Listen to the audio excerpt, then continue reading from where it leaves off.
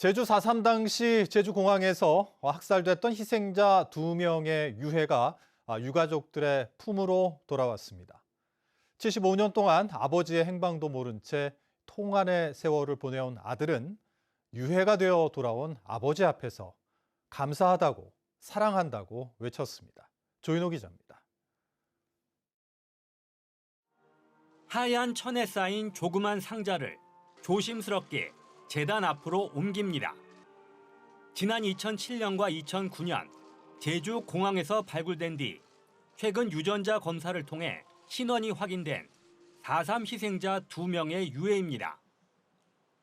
1950년 7월 한국 전쟁 발발 직후 예비 검속으로 모슬포 경찰서로 끌려간 뒤 행방불명됐던 고 김희숙 씨의 아들은 보고 싶었던 아버지를 유해로나마 되찾아 기쁘다며 눈물을 흘렸습니다. 감사합니다. 정말 기분이 매우 좋습니다. 이 기쁨을 어떻게 표현할 수가 없는지. 아버지 사랑합니다. 사랑합니다. 사랑합니다. 1948년 제주 출신 군인들이 집단 학살될 때 행방불명됐던 고 강정호 씨의 조카는 고향에 남아있던 가족들도 모두 학살됐던 아픈 기억을 털어놓았습니다. 모두가 죽임을 당하는 와중에도 어머니와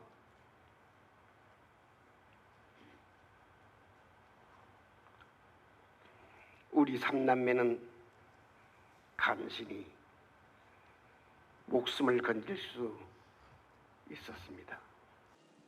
4.3 유족들은 아직까지 찾지 못한 행방불명 희생자들의 유해를 가족들에게 돌려주겠다고 다짐했습니다.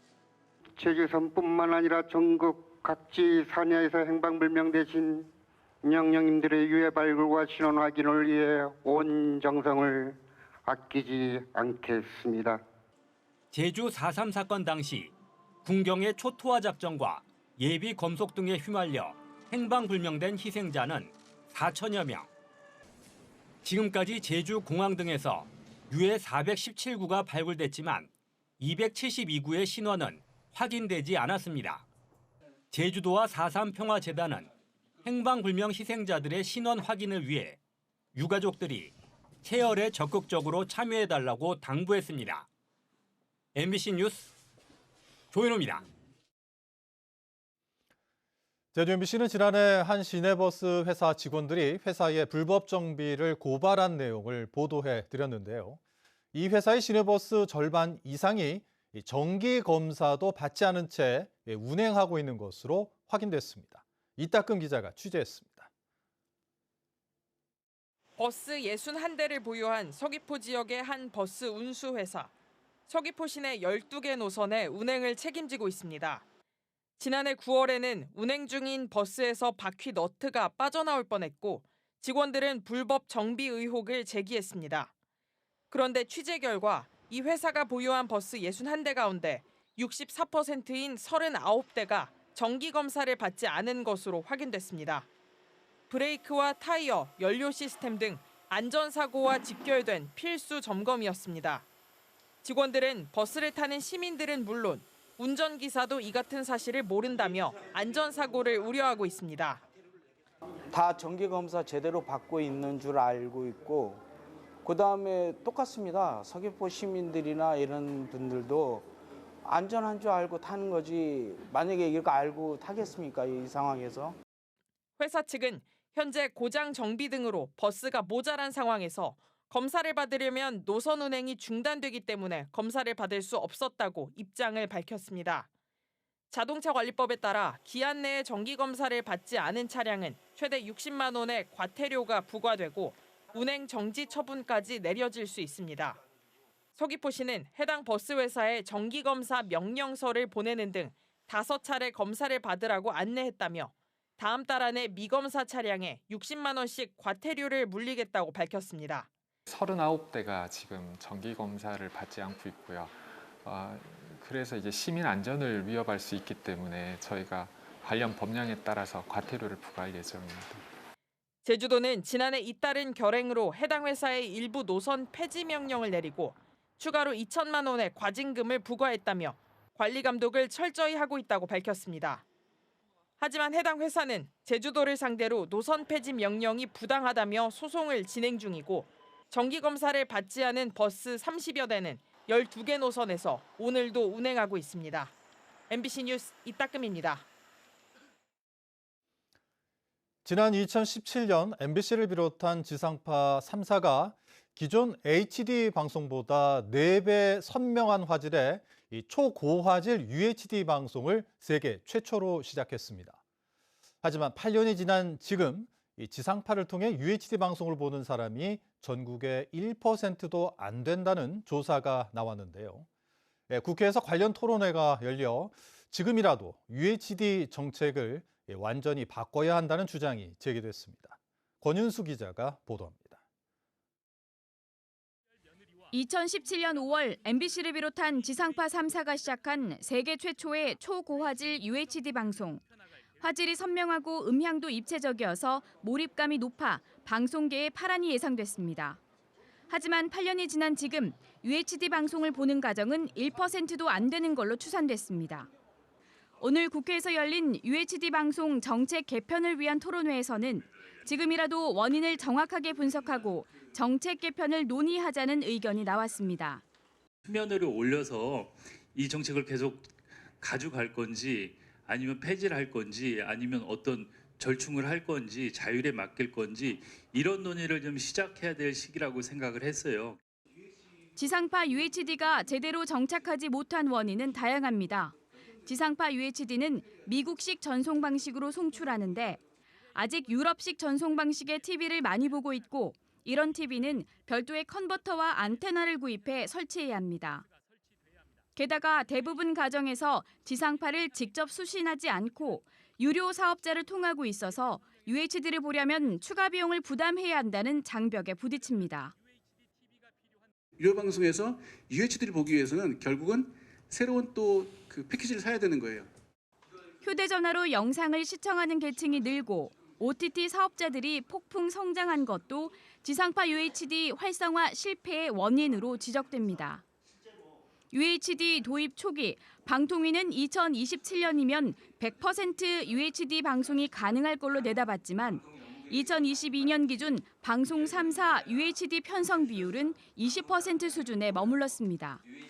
경영 악화와 미디어 환경 급변 등의 이유로 UHD 콘텐츠 투자에 어려움을 겪기 때문입니다. 현재 지역 방송사들이 그러면 투자할 여력이 있는가? 없습니다. 그렇다면 그 정도 투자를 했을 때 지역 중소방송사들이 투자한 만큼 어느 정도의 수익을 기대할 수 있는가? 전혀 없습니다. 그래서 정책 완전 폐지를 포함해 UHD 정책을 전면 개편해야 한다는 주장이 제기됐습니다. 방송사 재량에만 맡기지 말고 UHD 방송을 공공 서비스로 여겨 고품질 제작물의 보편적 제공을 위해 정부가 재정 지원을 늘려야 한다는 의견도 제시됐습니다. UHD 전환을 빨리 시급하게 해줘서 지상파가 좀 더 경쟁력을 갖고 경영에 좀 숨통을 띌 수 있는 이런 방안의 정책을 좀 만들어야 되고 국회에서 좀 UHD 특별법을 빨리 조속히 추진을 해주시면 어떨까 이런 제언을 드립니다. 세계 최초라는 타이틀을 가지고 출발했지만 현실에선 외면받고 있는 UHD 방송을 앞으로 어느 방향으로 어떤 속도로 추진할지 정책 대전환이 필요한 시점입니다. MBC 뉴스 권윤수입니다. 오영훈 제주도지사의 최측근인 정무비서관의 제주항공 채용 청탁 의혹에 대해 검찰에 고발장이 접수됐습니다.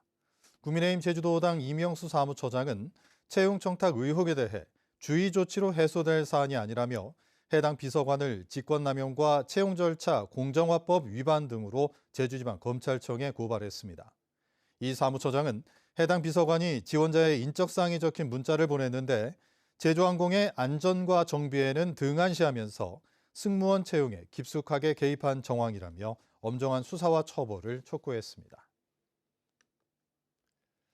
제주 칭다오 신규 항로 개설 지연에 대한 우려와 비판이 제주도 의회에서도 제기됐습니다. 제주도의회 농수축경제위원회 소속 국민의힘 양용만 도의원은 제주도 해양수산국 업무보고에서 정부 동의가 필요한 항로 개설을 준비 때부터 확인하지 못했다며 행정의 안일한 인식을 비판했습니다. 또 지방비에 의존하는 사업인데 물동량 확보가 안 되면 중국 선사에 막대한 손실 보존을 해줘야 한다며 우려를 표했습니다. 더불어민주당 양영식 위원장도 중국 현지에서는 첨가물이 들어간 음료를 싫어해 업체들이 난감해하고 있다며 물동량 확보를 너무 쉽게 생각하고 있다고 지적했습니다. 오늘 오후 4시쯤 제주 시내 한 사우나에서 불이 나 손님 50여 명이 대피하는 소동이 벌어졌습니다. 화재는 건물 계단실에서 발생했는데 사우나 관계자가 바로 진화하면서 인명피해는 발생하지 않았습니다. 소방당국은 사우나 계단에 쌓여있던 상자에서 불이 시작된 것으로 보고 정확한 화재 원인을 조사하고 있습니다. 제주 시내 한 특급 호텔에서 중국인이 피살돼 경찰이 수사에 나섰습니다. 제주 서부경찰서에 따르면 오늘 오후 2시 반쯤 제주 시내 한 특급 호텔 객실에서 중국인 남성이 숨진 채 발견됐습니다. 경찰은 이 남성을 살해한 혐의로 중국인 3명을 긴급 체포하고 1명을 이미 동행해 조사하고 있습니다. 경찰은 호텔 객실에 환전을 하러 갔던 중국인 남성이 연락이 끊겼다는 신고를 받고 출동해 피살된 남성을 발견했는데 용의자들을 상대로 정확한 사건 경위를 조사하고 있습니다.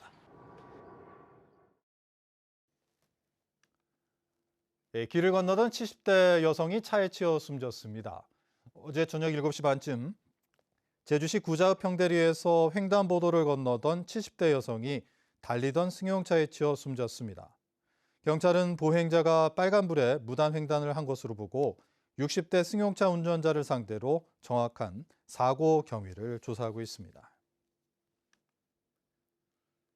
서귀포시 지역에서 전세 사기를 당했다는 고소가 잇따라 경찰이 수사에 착수했습니다. 서귀포 경찰서에 따르면 최근 다가구 주택 세입자 9명이 임대사업주가 전세보증금을 돌려주지 않는다며 사기 혐의로 고소장을 제출했습니다. 세입자 9명은 10억 원대의 보증금을 받지 못했다며 임대사업주가 소유한 건물 4채의 세입자는 29명이며 피해 규모는 30억 원대라고 주장하고 있습니다. 시민단체가 제주버스 준공영제를 완전공영제로 전환하자며 도민 수기형 정책 개발을 청구했습니다.